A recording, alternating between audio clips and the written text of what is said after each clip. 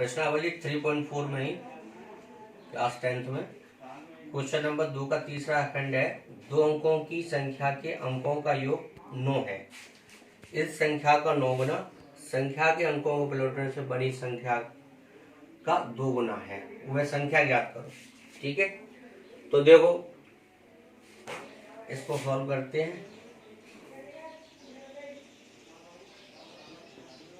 माना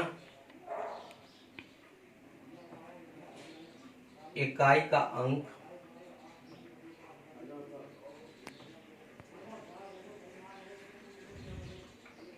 बराबर x,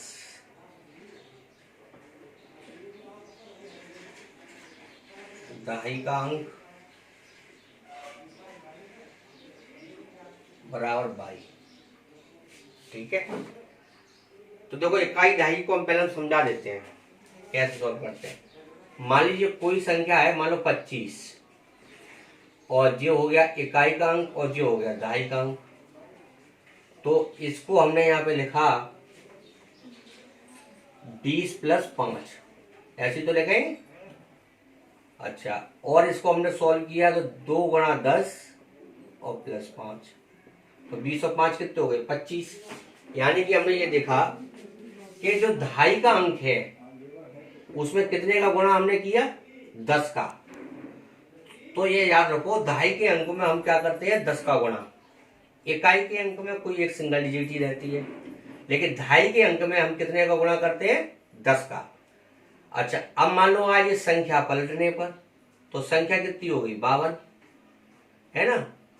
तो ये इकाई और ये दहाई, तो इसको कैसे लिखेंगे 50 + 2, यानी कि 5 × 10 + 2। संख्या पलटने पर इस तरह की होगी और बिना संख्या पलटने पर इस तरह की होगी। तो इसी तरह से मान लीजिए y और x, ये है आपका इकाई और ये आपका दहाई। तो क्या हो जाएगा y + x, y में हम गुणा करेंगे तो क्या आ जाएगा 10y + x, और संख्या अगर हम पलट देंगे तो ये xy हो जाएगी। तो ये इकाई बन गया और ये दहाई बन गया। तो यानी कि क्या हो गया x + y। तो दहाई के अंकों में कितने का गुणा करेंगे 10 का, है ना। तो इस तरह से, है ना। तो इस तरह से ये संख्या हमारी इकाई और दहाई की इस तरह से बनती है। ठीक है, तो देखो अब हमने इकाई का अंक क्या माना x और दहाई का अंक क्या माना y। तो संख्या कितनी हो जाएगी अभी हमने बताई है। तो संख्या कितनी हो गई 10y + x। ठीक है, अब कह रहा है कि दो अंकों की संख्या के अंकों का योग, यानी कि प्रश्नानुसार।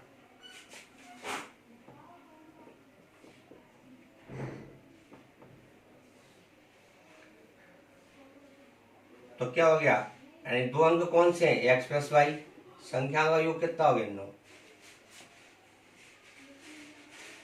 ठीक, अब इस संख्या को 9 गुना, यानी किस संख्या का, जो ये संख्या है इस संख्या का 9 गुना संख्या के अंकों को पलटने पर, यानी कि आप यहां पर लिखो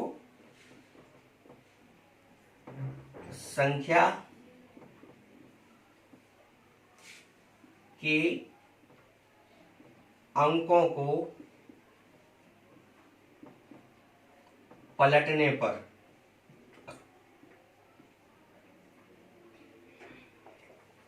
प्राप्त संख्या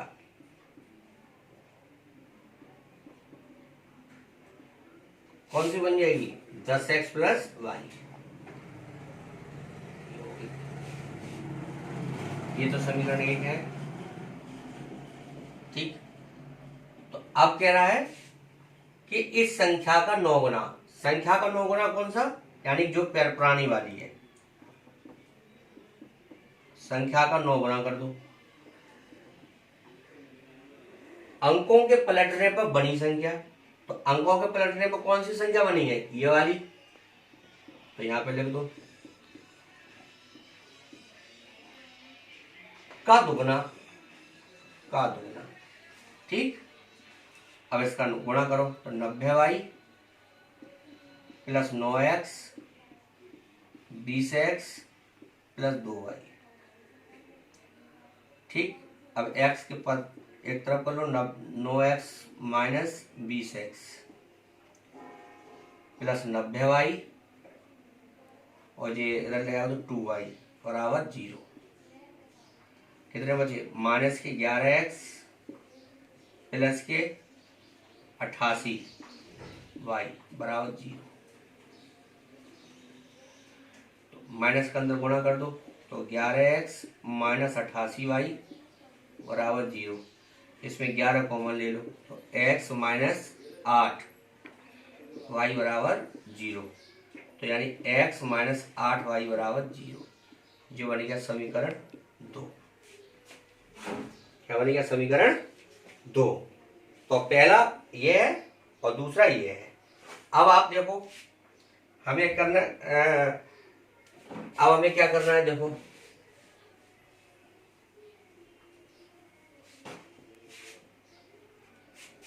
तो x का गुणांक दोनों समीकरण में क्या है? सेम ही है। तो हम क्या करेंगे? समीकरण 1 में से समीकरण 2 को घटा देंगे। समीकरण 1 में से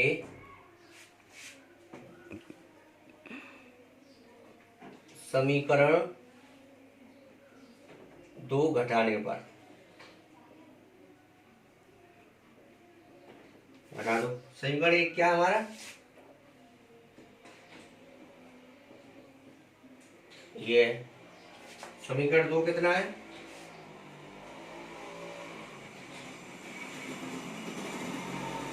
घटाओ, माइनस ये प्लस और ये माइनस। ठीक, तो ये कट गए। 8 और 1 कितने हो गए? 9y बराबर 9 और y बराबर 9/9 1 और y बराबर कितना आ गया? 1। ठीक, अब y का मान समीकरण 1 में रख दो।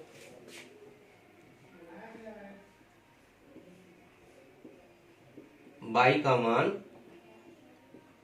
समीकरण 1 में रखने पर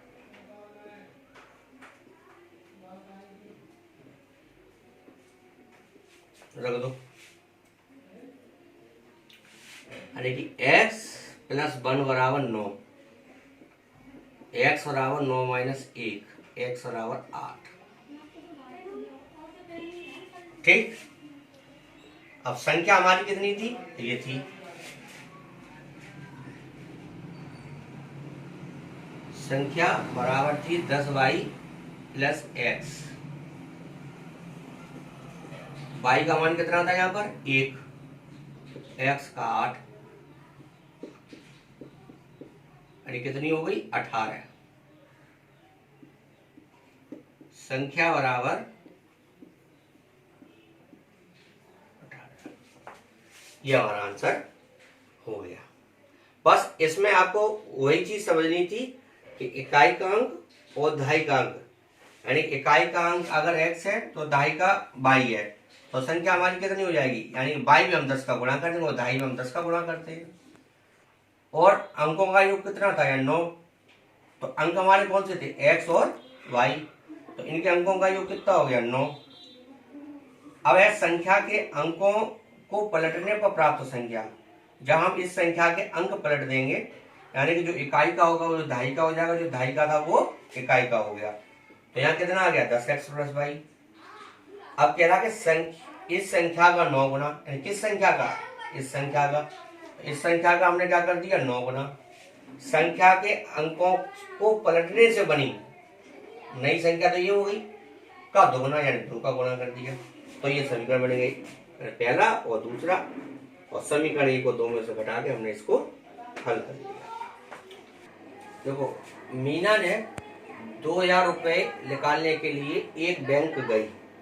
उसे खजांची से 50 रुपए तथा 100 रुपए के नोट देने के लिए कहा, और मीना ने कुल नोट कितने निकाले? 25।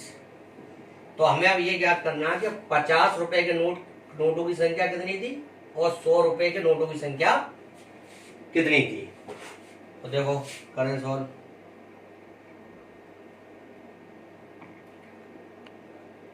माना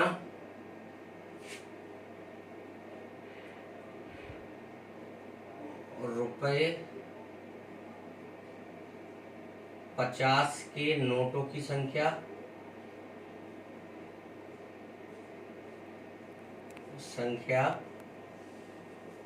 बराबर x, ठीक है। और फिर 100 के नोटों की संख्या मान लीजिए आपने y, नोटों की संख्या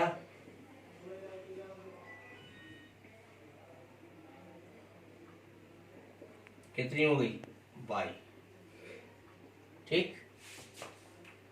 अब उन्होंने कुल नोट कितने निकाले 25,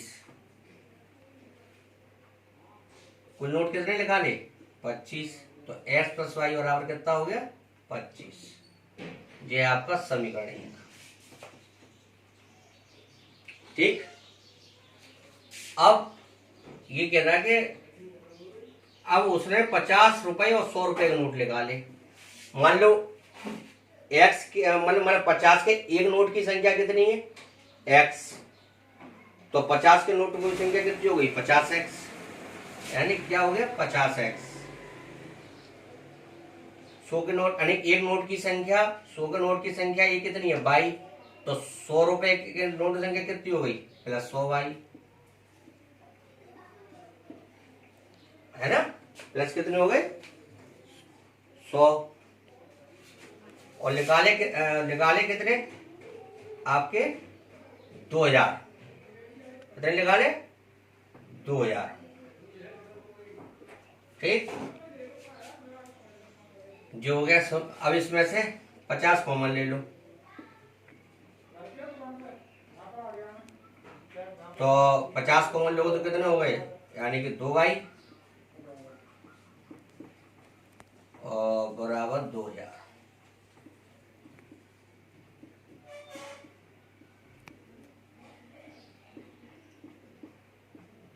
पांच चौक 20 यानी 40, समीकरण 2, ठीक। अब देखो दोनों समीकरण में x का गुणांक भी 1 है और इस समीकरण में भी x का गुणांक 1 है, यानी दोनों में सेम है। तो हम क्या करेंगे समीकरण 1 में से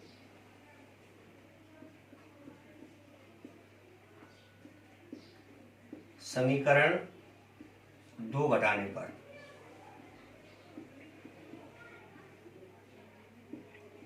घटा दो, तो कितना है x प्लस वाई बराबर 25 और x प्लस 2y बराबर 40, घटाओ, घट गए। ये क्या माइनस के y और 40 में से 25 के तो कितने बचे 10 में से 5 गए 5 और ये 15 बचे, तो माइनस से माइनस कट गया, y बराबर कितना हो गया 15। अब y का मान समीकरण 1 में रख दो, y का मान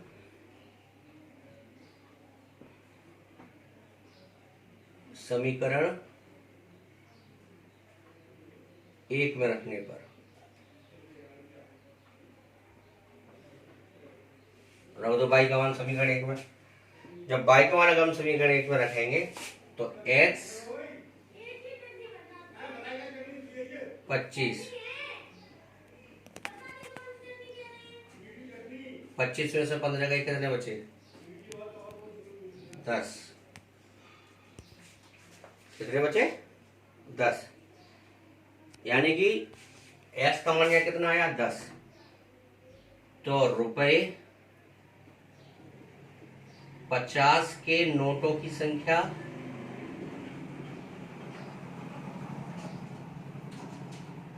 कितनी हमने कितनी मानी थी x, तो कितनी आ गई 10, ठीक। अच्छा रुपए 100 के नोटों की संख्या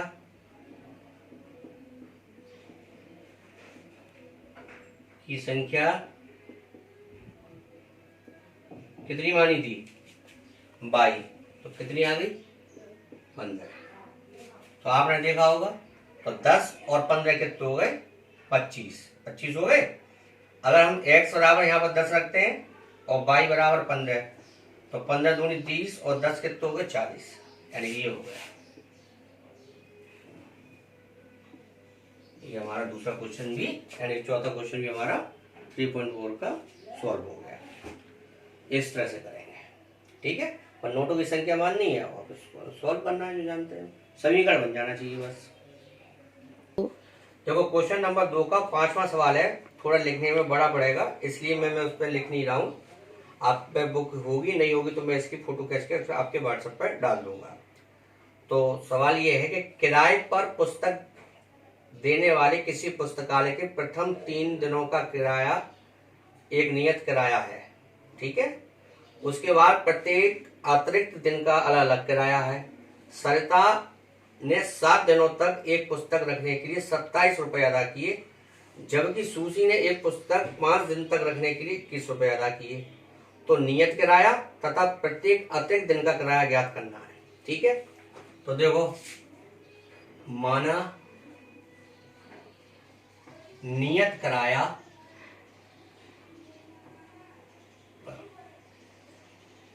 हमने मान लिया x रुपए, ठीक है। और प्रत्येक अतिरिक्त दिन का किराया, अतिरिक्त दिन का किराया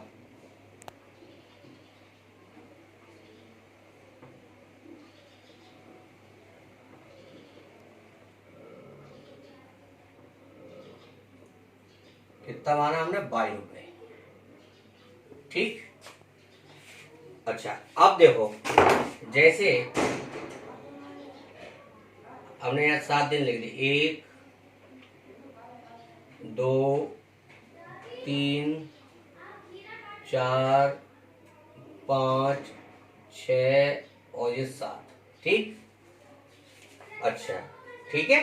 तो ये हमारा जो हो गया, ये हमारा हो गया सरिता का, मान लीजिए सरिता, ठीक है। तो सरिता ने, यानी कि आपको ये दिया इसमें कि 3 दिन तक तो किराया नियत रहेगा, यानी समान रहेगा। 3 दिन तक कितना रहेगा? समान, ठीक है। 3 दिन का कोई चेंज नहीं होगा। और बाकी का प्रत्येक दिन का किराया हमारा कितना रहेगा? x, यानी कि हर एक का क्या रहेगा? वो y, क्या रहेगा? y। 3 दिन का हमारा सेम रहेगा, ठीक है, ये ध्यान रखना। तो सरिता ने कितने दिन तक बुक रखी हमारी? 7 दिन तक, और जिसका 3 दिन का किराया हमारा सेम है, यानी कि x, 3 दिन का x ही रहेगा। और बाकी के अब कितने दिन बचते हैं हमारे? 4 दिन बचते हैं। तो यानी कि x प्लस 4y बराबर कितना हो जाएगा? x प्लस 4y कितने अदा किए उसने? 27 रुपए। तो उसका ये निकल आया, है ना। अब इसी तरह से सूसी का, सूसी ने एक पुस्तक कितने दिन रखी? 5 दिन। तो देखो 1 2 3 4 और जो हो गए मान लो 5 दिन। तो 3 दिन का किराया तो नियत है, और बाकी का किराया क्या हमारा? 22। तो 3 दिन का तो नियत ही रहेगा, तो बाकी का कितना हो गया? यानी कि 5 दिन रखे तो 2, यानी कि 1 बाई और 1 बाई लेके कितने हो गए? 2 बाई। तो कुल किराया उसने कितना दिया? 21 रुपए, ठीक है। कितना दिया? 21 रुपए। अब आप देखो, तो इस समीकरण से हमने ये पहचान लिया, सरिता ने टोटल किराया हमारा, यानी पुस्तक जो रखी वो 7 दिन बुक रखी। कितने दिन रखी? 7 दिन। और टोटल पैसे कितने दिए लाइब्रेरियन को? 27 रुपए, ठीक है। जिसका 3 दिन का तो हमारा क्या है? नियत है, यानी कि सेम रहेगा। नियत किराया हमारा कितना है? x रुपया, ठीक है। और बाकी के जो 4 दिन बचे, तो मान लीजिए 1 दिन का किराया कितना है? 22 रुपए। तो 4 दिन का किराया कितना हो गया? 4y। टोटल पैसे कितने दिए? 27। इसी तरह सूसी ने क्या काम किया? 3 दिन का तो किराया नियत x ही रहेगा, तो 1 दिन का किराया कितना था? 22। तो 5 में से 3 गए तो कितने बचे? 2। तो यानी 2 बाई, यानी कि 2 बाई का किराया कितना हुआ, यानी 1 दिन का बाई तो 2 दिन का 2 बाई, तो कुल किराया कितना हुआ 21 रुपया। तो इसी के हम इसमें अब समीकरण बनाएंगे, यहाँ पे लिखेंगे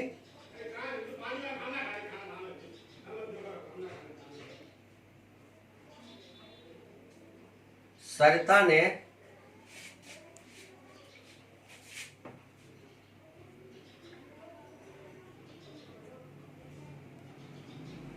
पुस्तकालय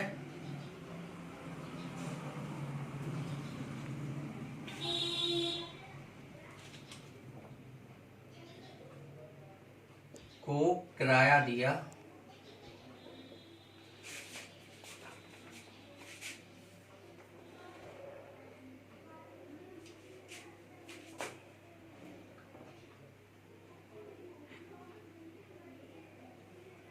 कितना दिया, यानी x प्लस 4y बराबर 27।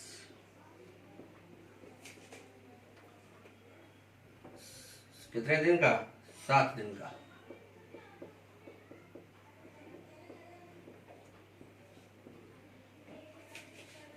ठीक है। अच्छा, दूसरी कंडीशन क्या है, सुशी ने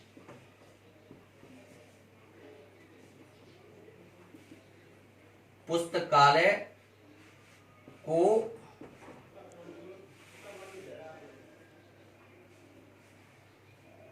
5 दिन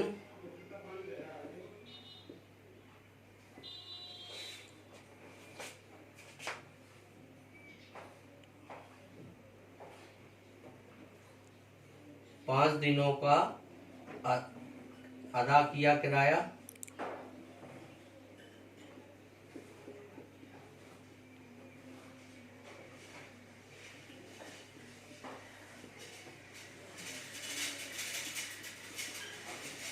कितना हो गया, यानी कि 1 दिन का हमारा कितना था 22। अच्छा, 3 दिन तो नियत है, तो कितना हो गया 2y बराबर कितने रुपए अदा किए 21। ये हो समीकरण 1 और ये समीकरण 2। ठीक है। तो समीकरण, अब देखो ये बराबर है, तो समीकरण 1 में से समीकरण 2 घटा दो। 1 में से समीकरण 2 घटाने पर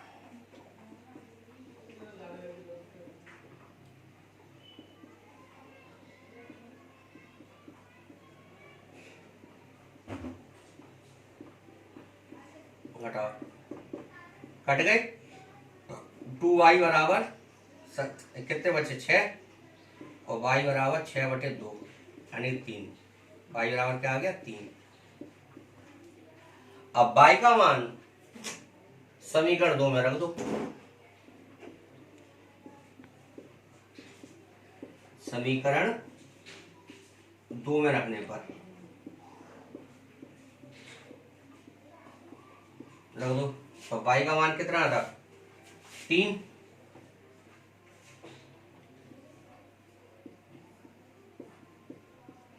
और x प्लस 6 बराबर 21, और x बराबर 21 माइनस 6, तो 21 में से 6 गए, कितने बचे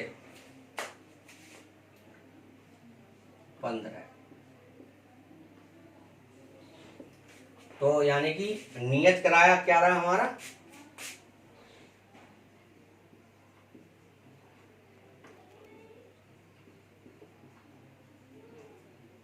कितना रहा 15 रुपए, और अतिरिक्त दिन का किराया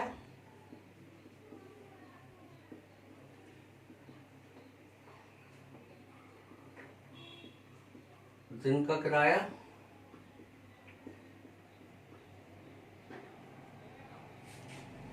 3 रुपए है।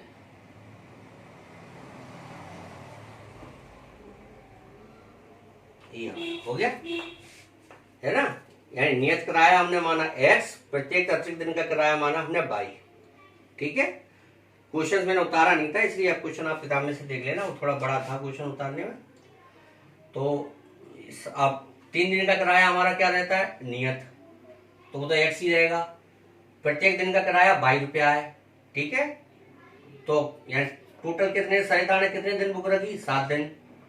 तो अब यानी एक दिन का किराया 22 रुपया, तो 4 दिन का किराया कितना हो गया, 4 बाई, तो यानी कितनी हो गई, 27। इसी तरह सूजी ने 3 दिन तो नियत रही थी है, तो एक्स हो गया।